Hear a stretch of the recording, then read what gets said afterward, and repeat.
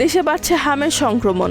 গত 24 ঘন্টায় হাম উপসর্গে আরও 3 জনের মৃত্যু হয়েছে এবং নতুন করে হাসপাতালে ভর্তি হয়েছেন 947 জন। স্বাস্থ্য অধিদপ্তরের তথ্য অনুযায়ী গত 19 দিনে একই উপসর্গে মোট মৃতের সংখ্যা দাঁড়িয়েছে 94 জনে। ইতোমধ্যে দেশের 56টি জেলার সংক্রমণ ছড়িয়ে পড়েছে।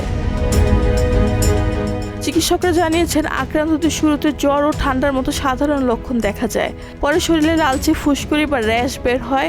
অনেক ক্ষেত্রে রোগটিকে প্রথমে গুরুত্ব না দেওয়ায় পরে তা জটিল আকার ধারণ করছে এবং রোগীরা হাসপাতালে ভর্তি হচ্ছেন। পরিসংখ্যান অনুযায়ী আক্রান্তদের একটি বড় অংশই শিশু। এখন পর্যন্ত 5,000-এর বেশি শিশুর শরীরে এই রোগের লক্ষণ পাওয়া গেছে।